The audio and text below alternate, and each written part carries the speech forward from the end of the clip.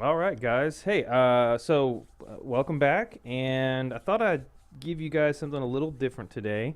I've been doing some organization for one of my games, and I thought, I just liked how it's kind of come together, and so I wanted to kind of show it off um, to you, maybe help you out if you might be in a similar situation. When it comes to games like Descent, which is one of my favorite games to play, I own, as you can see, several of the expansions and the core game, several of the other components too. I don't own everything, not by any means. I own most all of the expansions. There's one that I don't. I think it's the latest one that's come out, but so I own almost every one of the expansions that's out, several of the little components that they got. And if you're familiar with these kind of games, miniature games, they have a lot of components in there. Miniatures is a big part, a lot of cards, lots of tokens, lots of map tiles, and just a fair amount of other things that you'll find in there that, you know, the core box on its own is great if you don't go anywhere past that to store all the components. They have got a lot of good room in there for that. And for a long time, when I was just had the core set, and I didn't have any of these other things, I was able to store everything into the regular box. Didn't have any problems. It's when I started getting to the expansions, first came Lair of the Worm, then Labyrinth of the Rune, which is a big box expansion, small box, and then a big box expansion. I'm starting to get more of these map tiles, more cards, more characters, and then you're adding in some of the hero and monster packs and some of the lieutenant packs over here. You're just adding stuff that's it's just not going to fit in the box here. So it left me with, a couple options. One, I could just take the core box and components, carry around with me the other expansions I knew I was going to be using. But at some point, when you're running a campaign, it wants you to add all these things in together. So you have a hard time, like, okay, I know I need to pull from this box and this one. So it's a lot of keeping up with those components if you're carrying around individual boxes to try to get them to where you're going, especially if you don't play at your house, if you're taking it to another person's house. So what I came up with is I'm a very frugal person, and I don't necessarily go and run by the things that might be designed like a storage system. So I find ways to try to circumvent that and find what works best for me. So without too much being said, running about 3 minutes just explaining that, what I'm kind of showing you guys is my system that I've come up with for carrying around all the expansions and components so far that I have with me, carrying that around. Now, this can apply to any other miniature games out there. I know there's several of them. Shadows of Brimstone's one, Dungeons and Dragons another one. The one with the tile systems and the miniatures. There's just so many of them out there, and it can apply to that. My example I give is Descent because it's the one I own. So I'll start with the map tiles first. And this is the system that I've come up with that I find is pretty much the easiest way to get these during a mission, especially when you're using the new app that they came out with. Put that in front there. Because you don't know ahead of time what kind of map tiles you're going to be drawing or preparing ahead of time. So you just kind of go in blind and say, well, I got to carry them all with me, start the mission, and it says pull these tiles. So having all the tiles with me is a good thing, but I also need a good way to reference those. So what I have in the binder system here is I've created individual bags for each of the tiles. For example, I have 1 through 5. I don't know if you can see that on the camera there, because each of the Descent tiles is named or numbered. It'll have a number down there in the corner. So I can say, okay, I know I have tiles 1 through 5, and it's from core set. Okay, and I have 1 of 4 of these bags. So, okay, well, I know I need to draw tile 10, so I know it's in my bag that says 6 through 10. And so forth and so on, because each one of the expansions, the numbers get progressively larger. So 11 through 19, still in the core set, 20 through 30 core set, and 31 through 35. Actually, you should kind of see the progression here. And the way I've laid it out, too, I had to get kind of crafty with it because when you start bagging all these tiles up, they'll all just kind of bunch up in the middle, and then within just maybe a few bags, you've taken up a lot more room than you could have if you expand out on all those sides. But the thing is when you're shifting around and carrying this, they're all going to want to, shift down to where they go. So I've had to kind of interchange the types of bags that I was using, and I'll show you the bags that I used for that. So to start, I used a good solid hefty bag, the freezer bags, and it has the zip tie here, which is very easy to open them up, get what you need, close them up so nothing falls out. So we got those in a full bag there. Now for the next one, and you have to get creative with this. This is not going to be, this is the instructions A, B, and C how to do this. You really got to get creative with it. So what I started doing is I noticed I had a full bag here, so I started with the smaller bags that the tiles were going to fit in. And I put some on this side, and then the next set I put them on the other side. So they're taking up the room here, but distributing that to where they're not taking up as much height, but that they're filling out the space there. So on my next bag that I have here, I took a full bag, but I didn't fill it up. As you can see, they're not moving because I've actually put staples here at the bottom. They're not holding the pieces, at all, but they're keeping them from moving down, so it provides the room for the previous sets of bags. So again, we're not just filling up vertical space, we're filling out horizontal, well, however you want to look at that. We're making use of all the space in the bag here. So I kind of did that as I was going through. I'm just like, okay, what is taking up, what needs to be filled in on the other areas, and that's what I did. So I'm still working Labyrinth of the Ruin here, and look at this little one. I have still Labyrinth of Ruin, but I put it in a little bag and I stapled them all in this corner over here because I noticed that that room over here was not being used, so I needed to fill that in. So as we're going through, I've had, like I said, get more creative. I got staples over here that keeps them, pushed over here, and it's just how it worked for the, whatever expansions, whatever the size of the tiles are. It's just how it came out and worked. See, I have it stapled here so they don't move down, and so on and so forth, and I still have room for more expansions. And as you can see, the one that I have here is actually a fairly large binder. I don't know if this one would be like a 4-inch. I actually got lucky and found it at a Goodwill when I was looking, because I had another binder that was a little bit smaller than this one that was holding them, but it was getting to the point where it was getting filled up. So I was like, well, it's probably time to expand that a little bit. It didn't cost me too much, but to go out and buy a brand new one, obviously they are a little bit of money to get those. So having multiple binders would work just as well too. One of the things I did, and I'll show you that, to get these bags to work is I put a piece of clear tape down here at the bottom and I folded it over. I don't know, it's hard to see, I don't know if you can see that, but it's basically reinforcing where the hole punches were so that a lot of flipping back and forth wasn't just going to rip the plastic out, but they actually have some strength behind it because of the tape. And you could probably find some other neat ways to reinforce that, but that was the only way I could find, well, the cheapest way I could find anyway. So that's how I keep my tiles in there, and they're really easy to get through. Even if I'm running the game and I can't pull the tiles, and say, hey guys, can somebody pull so-and-so tile? And they can look at that and they know, just go find the number. You go find the number, you pull it, you open it up, take it out, and then once you're done, you know exactly where that tile goes back to. And then it's pretty nice since it's a zip block. They're not gonna fall out. I could fall out in the car, or it gets driven around, and they're not going anywhere. So it's really nice, convenient, flip through. I know other people have probably done it, but this is the way I found it for me, and it works very well. So again, just a 3-ring binder. D-ring works really well. You can use the circle rings too, but the D-ring works well because they'll all lay flat when they're down there. And I used the gallon-sized baggies and the quart-sized baggies for the smaller ones. And you could probably find another configuration that might work better for you on that.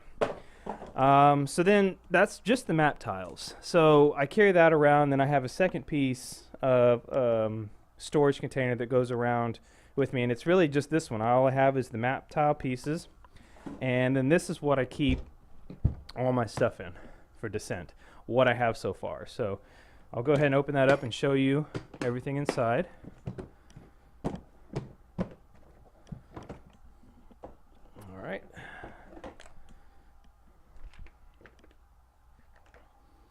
Okay, so as you can see, first off, I don't paint my miniatures. I don't have to have them in a separate foam case. If you're a hobbyist that does painting, protect it. You know, this isn't going to give your miniatures any protection if they're painted by any means. But if you don't paint them, then this is perfectly fine. I haven't had any problems. I haven't had any broken miniatures come out of this. But as you can see, I have lots of space to work with, especially when putting the little miniatures in here. Most all these pockets have separate pockets for each of the for the miniatures that I have, or the miniature groups. For Descent, we have what's called the master of the group. We have the minions, which are the beige color, and then the masters, which are the red. Now, I didn't want to go through, since I have a lot of miniatures, as you can see, sometimes remembering who they are is a little bit troublesome. And when you're asked to pull a card for something, I'm like, okay, am I pulling the right group? Because the card is in color. The card looks good, but the miniature might not necessarily look exactly like the card. So I'm like, okay, I'm going to make sure to pull the right one. So what I've gone through is I went and labeled the master of the group only. So, okay, if I need to identify a group, I'll know I just need to pull the master of the of what I'm looking for, and I'm like, okay, yeah, that's just to verify that that is what I'm looking at. So each of these pockets carries their own minion group or enemy group, depending on their size. These are little small ones, so they fit in these little ones. That little divider here could be removed if I needed to make that a full pocket, but I didn't because they were so small. And then when we get to some bigger ones, you know, they fit in there, like the rat swarm. You know, it fits in there and it takes up that amount of room. And this one was handy because I was able to put 2 minion groups in there that was really awkward to put in any other things because of those wings. So as things just developed, I was like, okay, this should just work for it. These trays down here are a little bit longer so they can hold some of the bigger minion groups. I have all the heroes, which are gray. I have all of them here. I have a ton of heroes to choose from. I just kind of threw them all in there. And, you know, of course, we look through those cards. I haven't gone through and labeled those yet, but that's one of my projects to get to. And then some of the bigger models, is like I said, we're getting down here. These trays will fit some of the bigger ones, like the worm. I can't think that's what that was, but so I keep all the minions, all the heroes, over in these trays here, in these green trays. I have these pockets set aside. I think I have some. These are the lieutenant packs, which I don't really use. I have all my hero cards. I have the old original campaign logbook there, which don't use that either. The other side here, we basically put all of the little connector pieces of the map tiles. These things don't have any numbers, but they are needed when you're putting 2 pieces of tile together, or maybe like an end cap. So I've got these over here sorted by the type that is. I got all those little rubber bands from the store, you know, little hair pings, but they're like the plastic bands. They work pretty well. So I have those. I have the connector pieces here. I put all the door pieces on and the shrub pieces on. They were able to fit in this compartment. More connector pieces, all the dice, and I still have room for more dice if any come out with the expansions. More connector pieces. I have the shop cards here. Some specifics, one of the expansion deck of cards. I have all the class cards here. They're all here. These are the entrance tiles. I have those banded together. I have some special tiles with an expansion, and these are transition pieces here. So I have those banded together. I have more cards down here, like the Overlord cards, search cards. These are the smaller cards. I just bagged those up, like the conditions. Put those down there. I have the travel events. I have all of the enemies. These are all the enemy cards, so that we pull from. And so that's the space that I utilized up here. I keep all the books, from all the campaigns and everything. I keep them down in this pocket down here. But right on top of that is my tokens. This is can be a pain in some of the games when you have a lot of tokens, but you don't have a really way to sort those. Where I got this from is actually from Harbor Freight. This thing was like maybe a few dollars to get this. It's a little screw set, nut set organizer. But what I did was I just customized it, pulled out the little trays I didn't need, set it aside if I ever need to use it in the future, and that's where I store all the tokens. So I just separate them out as to what I need, and this is very nice and handy. I could put right in the middle of the table, in front of everybody, or right on the side, and it's got all the stuff I need in there for the mission. And so we have people pull from that. It becomes really, really handy, and they're really cheap. So I like that. When I use this a lot. Not this particular one. I have some other ones that I use in other games. Like, for instance, I can even show you this one here. Sorry, hit that camera. In my Galaxy Defenders, see if I can bring that back. Galaxy Defenders, I use a smaller version of that. And this is the same thing. I just keep my tokens in here and keep them nicely organized. Couple of bucks. That's what this cost me. So really, really economical on the wallet, and a great storage system at that. So back to the storage. This is my bag that has the, what are they called? They're little solo expansions that allowed you to play on your own. I have those all bagged together.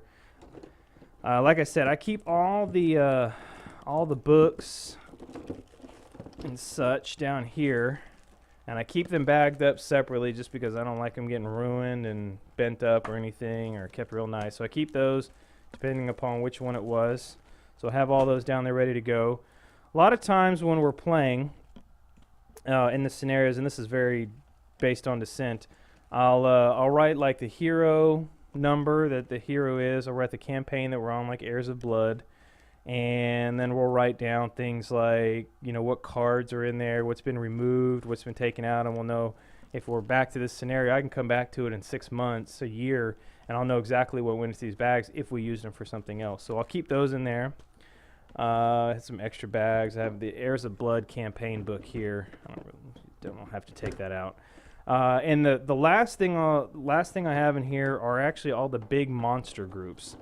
And I tied these together with those little plastic bands too, because they're not going to leave any residue like rubber bands do after they degrade. I labeled them with what they are in the master. Some of them I know. I know this Shadow Dragon, I know this is Elemental, but just in case I'm having somebody else pull, they can look at them really easily and say, okay, I know what that is because it says it right there. So I keep them all together.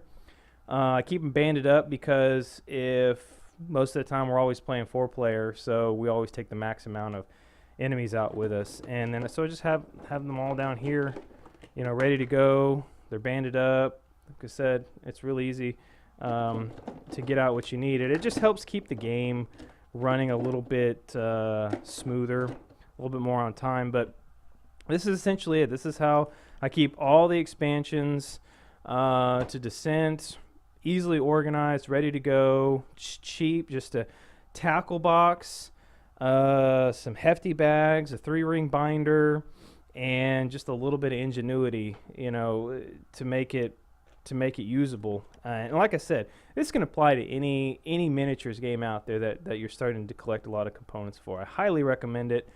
And just like I said, go out there and use your imagination, find some things the materials that'll work, and just make it your own. Not to say that those things that cost hundreds of dollars doesn't fit. They're not real nice, but for me, I look at something that costs maybe 100, 200 bucks, and I'm like, man, I could get a couple of games for that. So I'm like, maybe I just spend a little bit less and on something else that works. And I have found nothing but good things with this setup here, especially this specific tackle box works really well because of the fold-out trays and everything stays together. So it's very compact once everything gets put back in there, and it works if I'm going to somebody else's to house to run the game. But like I said, highly recommend it. So I hope this video has helped you out and gives you kind of some ideas that you can run on your own, or get going without having to spend too much money. So if you have any questions about it, let me know in the comments, and I'll try to answer them as soon as I can. But hope you enjoyed, and I'll talk to you guys next time.